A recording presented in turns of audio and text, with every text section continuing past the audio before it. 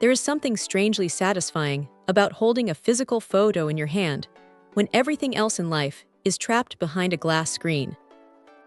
This little device is essentially a pocket-sized factory for memories, and honestly, it is hard not to like it. It is small enough to toss into a bag without a second thought, and the blush pink finish gives it a clean, modern look that doesn't feel like a piece of boring office equipment. What really makes this thing stand out is the ZINK technology. You never have to worry about buying messy ink cartridges or dealing with smudged prints because the color is already baked into the paper itself. It is a clever bit of engineering that keeps the whole unit incredibly slim. Now here is the thing about the print quality. Canon has clearly put some work into the IV2 compared to the older models. The skin tones look a lot more natural, and the contrast is punchier, which is a huge relief because early versions of these portable printers often made photos look a bit washed out. You get that classic 2x3-inch size, and since the back peels off to reveal an adhesive, you can turn your fridge or a notebook into a collage of your favorite moments. It is one of those features that sounds like a gimmick until you actually start sticking photos everywhere. The setup is pretty straightforward through the app, and the connection stays solid enough that you aren't constantly fighting with your Bluetooth settings.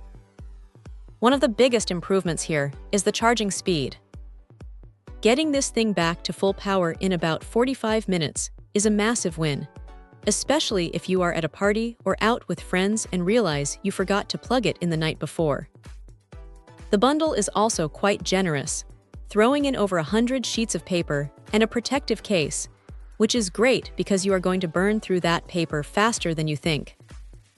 If there is a downside, it is that you are locked into using their specific ZINK paper, and the prints are never going to rival a professional photo lab.